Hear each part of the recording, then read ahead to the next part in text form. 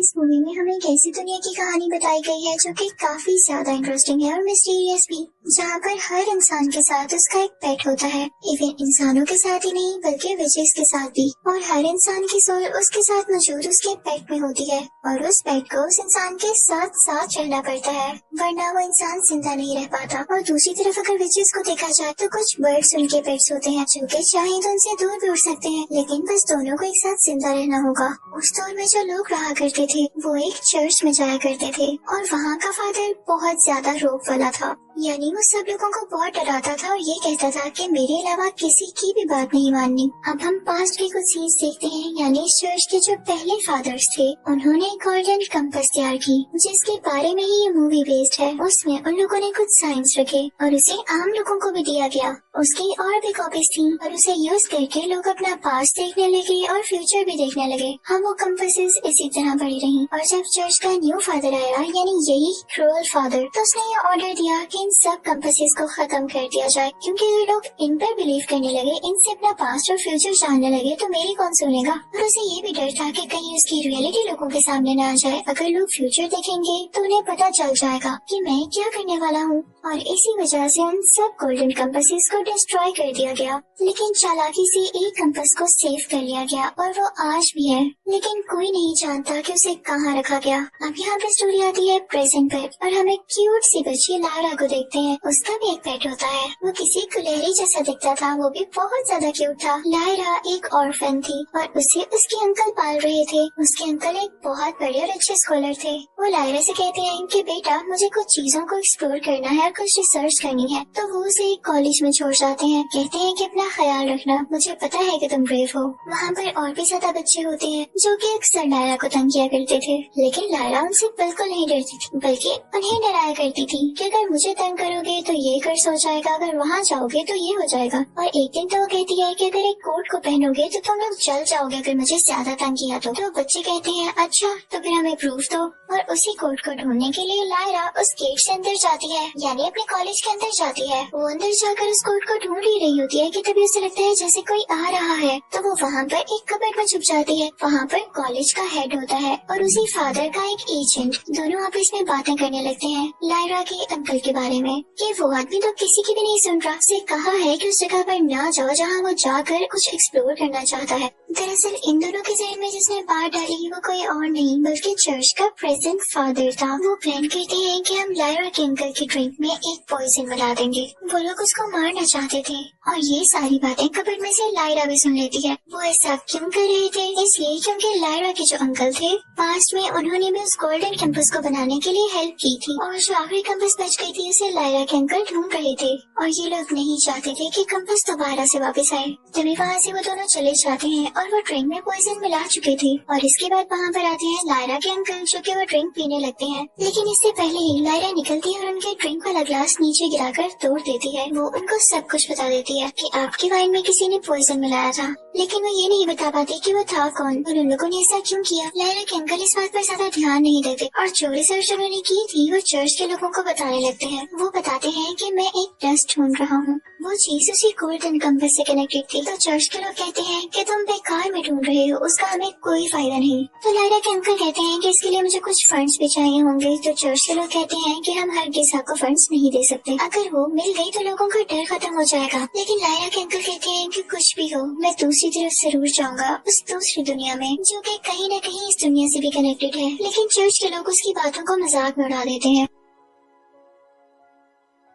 और इसके बाद से हम देखते हैं कि शहर में ऑर्फन और गरीब बच्चे गायब होने लगे थे, जिस बात को लेकर लायरा और उसका दोस्त काफी परेशान थे क्योंकि उनमें से उनके कुछ दोस्त भी थे। अब कुछ देर बाद हम देखते हैं कि लायरा के अंकल उसे डांट रहे होते हैं कि मेरे बेटे कोई आपके खिलाफ कुछ भी करो, लेकिन ऐसे छुप के किसी की बातें सुनना बहुत गलत बात है और मैं जल्द ही अपनी रिसर्च पर जा रहा हूँ, आपको अपना ख्याल रखना होगा पीछे से। तो वो अपने अंकल से कहती है कि मैं भी आपके साथ आऊंगी, आप जानते हैं ना कि मैं कितनी ब्रेव हूँ और मुझे एडवेंचर्स में रहने का मजा आता है। तो उसके अंकल उससे कहते कहते हैं कि ये मजे वाली चीज नहीं है, इसमें जान को भी खतरा है, और ये कहते हुए वहाँ से बाहर आ जाते हैं जाने के लिए। अब हम देखते हैं कि कॉलेज में डिनर हो रहा होता है और वहाँ पर एक बहुत ही प्यारी और अमीर लेडी आती है विजिट के लिए। वो सब बच्चों में से मिलती है और वो लायरा से भी बात करती है, जिसके बाद लायरा उनकी फेवरेट बच्ची बन जाती है। वो लायरा से कहती है कि मुझे तुम बहुत अच्छी लगी, तुम मेरे साथ लंदन जाओगी? तो लायरा कहती है हाँ क्यों नहीं। तो वो अमीर लेडी कहती है कि शाबाश, मैं तुमसे एक और प्रॉमिस करती हूँ, मैं तुम्हें उस जगह पे लेकर जाऊंगी जहाँ पर दूसरी दुनिया है। ये बेसिकली वही जगह थी जहाँ पर लायरा के अंकल गए थे, और लायरा को और क्या चाहिए था, वो तो खुशी से पागल हो जाती है। इसी तरह हम ये भी देखते हैं कि दो ऑर्फन बच्चे, जिसमें से एक लायरा का दोस्त भी था, वो गायब हो जाते हैं। जब लायरा के जाने का टाइम हो जाता है तो कॉलेज के हेड उससे मिलते हैं और उसको गोल्डन कंपास देते हैं और उससे कहते हैं कि इसके बारे में सबको पता चल चुका है, ये कॉलेज में बिल्कुल सेफ नहीं है। अगर तुम उसे कल जा ही रही हो तो इसको भी अपने साथ लेते जाओ, लेकिन याद रहे किसी को ये पता ना चले कि ये मैंने तुम्हें दी है, ये तुम्हारे पास है।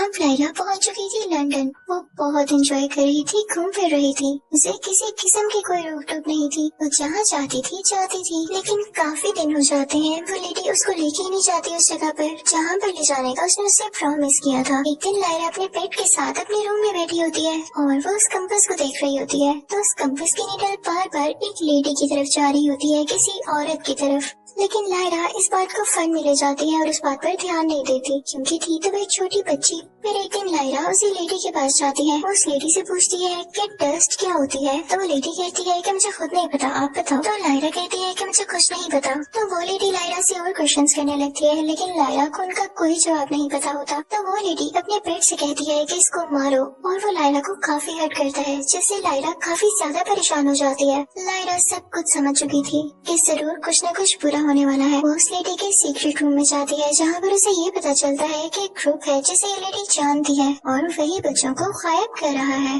लेकिन जब लायरा उस रूम से बाहर आ रही होती है तो वो लेडी उसको देख लेती है और उसकी गोल्डन कंपास छीनने की कोशिश करती है। लेकिन लायरा का पेट वो कंपास वापस लेता है और बाहर की तरफ उड़ जाता है और लायरा भी उसके पीछे पीछे जाती है। वहाँ पर उसे उस लेडी के कुछ लोग पकड़ लेते हैं, लेकिन तभी एक औरत उन्हें वहाँ पर आकर बचाती है, जो कि उसके साथ उसी कॉलेज में थी। वो औरत बहुत अच्छी होती है और वो कहती है कि एक शिप उन किडनैप बच्चों को ढूंढने के लिए जा रही है उसी जगह पर जहाँ तुम्हारे अंकल गए हैं, और वो शिप इजिप्शियंस की है। लायरा भी उस शिप में चली जाती है और जो शिप में लोग बैठे होते हैं उनमें से एक जीनियस आदमी को लायरा वो कंपास दिखा देती है। वो आदमी कहता है कि जो लैंग्वेज इस पर लिखी हुई है उसे कोई नहीं पढ़ सकता सिवाय कुछ स्पेशल लोगों के। तो लायरा कहती है लेकिन अंकल मैं तो उसे पढ़ सकती हूँ, जिसे सुनकर सब बहुत हैरान होते हैं और लायरा उन्हें पढ़ने लगती है। तो उसे पता चल जाता है कि वो सब किडनैप बच्चे कहाँ पर हैं। वो उन सबको बता ही रही होती है कि तभी दूसरी तरफ वही रिच औरत उसकी तरफ एक फ्लाई भेज देती है, जो कि उस पर स्पाई करने लगती है, यानी उस पर नजर रखने लगती है, और वो सीधा आके लायरा और उसके पेट पर अटैक करती है। लेकिन वहाँ पर मौजूद लोग उनमें से एक फ्लाई को पकड़ लेती है और दूसरी वहाँ से उड़ जाती है। रात को लायरा शिप पर बैठी होती है कि तभी वहाँ पर एक बहुत ही ज्यादा ब्यूटीफुल विच आती है। वो विच लायरा को बताती है कि बच्चों को ऐसी जगह पर ले जाया गया है जहाँ पर उन पर एक्सपेरिमेंट्स हो रहे हैं। वो उसे सारा एड्रेस समझा देती है, और वो एक्सपेरिमेंट इसलिए है कि वो अपने पेट्स के बगैर जिंदा रह सकते हैं या नहीं। शिप पर एक एस्ट्रोनॉट भी होता है, जिससे लायरा की काफी अच्छी दोस्ती हो जाती है। तो वो कहता है कि हमारे पास एक आइस बियर भी है, उससे मिलना चाहोगी? तो लायरा कहती है कि अच्छी बात तो नहीं कि आपने एक बियर को कैद करके रखा हुआ है। तो वो बियर कहता है कि नहीं, मैं कैद नहीं हूँ, मेरा तो एक स्पेशल सूट हुआ करता था, यानी आर्मर, लेकिन उसे कुछ दुश्मन लोगों ने ले लिया। मजे की बात ये कि वो बियर बोल भी सकता था और वो काफी जीनियस था। तो लायरा कहती है ओके बियर, तुम परेशान ना हो, मैं पता लगाऊंगी इस कंपास से कि तुम्हारा आर्मर कहाँ पर है। और फिर लायरा पता लगा लेती है कि वो कहाँ पर पड़ा हुआ है। बियर उसे पहनता है और लायरा को काफी बार थैंक यू कहता है। बियर लायरा से कहता है कि जब तक मैं जिंदा हूँ मैं तुम्हारी गुलामी करूंगा, अब से तुम मेरी मास्टर हो, एक छोटी सी क्यूट सी मास्टर। अब वो सारे लोग मिलकर उसी एक्सपेरिमेंट स्टेशन तक जाते हैं। फाइनली ये लोग वहाँ पहुँच जाते हैं, और ये क्या, ये देख के सब हैरान रह जाते हैं कि वहाँ का हेड कोई और नहीं बल्कि चर्च का वही फादर होता है। वो लोग उन पर अटैक करने लगते हैं, लेकिन बियर लायरा को लेके वहाँ से दूर चला जाता है, जहाँ पर बहुत ज्यादा बर्फबारी हो रही होती है। और वहीं पर लायरा को अपना दोस्त दिखाई देता है, जो कि बर्फ में मरने वाला था, और उसका पेट भी उसके पास नहीं था। जब उसका पेट उससे दूर गया तो उसकी हालत काफी खराब होने लगी।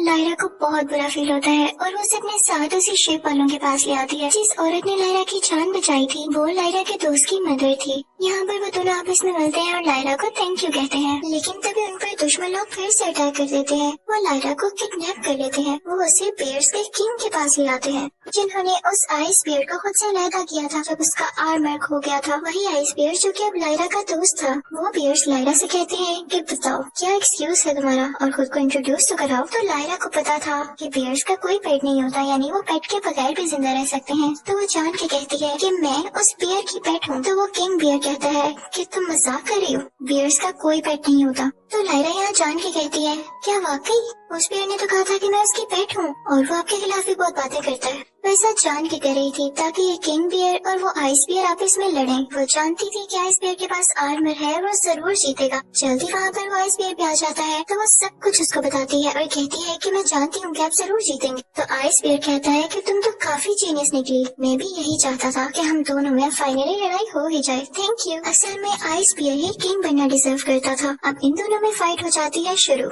आइस बियर और वही किंग बियर दोनों एक दूसरे को काफी पंचे मारते हैं, अपने दांत से जख्मी भी करते हैं, और फाइनली आइस बियर उस किंग बियर को काफी बुरी तरह से हरा देता है। वो उसे उठा कर फेंकता है और अब वो बन चुका था उस जगह का किंग। लायरा और वो आइस बियर काफी ज्यादा खुश थे। अब वो आइस बियर जाता है लायरा के पास और उससे कहता है कि चलो वहाँ जाने का वक्त हो गया जहाँ दूसरी दुनिया है। अब वो लोग वहाँ जाने लगते हैं कि तभी रास्ते में बर्फ का बना हुआ एक ब्रिज आता है। बियर और लायरा एक साथ गुजर रहे होते हैं, लेकिन वो बर्फ वहाँ से टूटने लगती है। तो बियर लायरा से कहता है कि चलो तुम पहले चलो, और लायरा जैसे ही चल रही होती है तो वो ब्रिज साथ साथ टूटने लगता है। तो बियर कहता है कि लायरा बस यहाँ खड़ी रहो, ज्यादा आगे मत जाना वरना ये ब्रिज टूट जाएगा और तुम नीचे गिर जाओगी। अब उन दोनों में काफी ज्यादा गैप था और बियर वहाँ पे नहीं आ सकता था। तो वो उसे कहता है कि तुम यहाँ ही रुको, मैं इजिप्शियंस यानी उन शिप वालों को और बाकी बियर्स को लेकर आता हूँ। लेकिन काफी टाइम हो जाता है और लायरा से रहा नहीं जाता, तो वो अकेली ही उस जगह पहुँच जाती है जहाँ पर बच्चों पर एक्सपेरिमेंट्स हो रहे थे।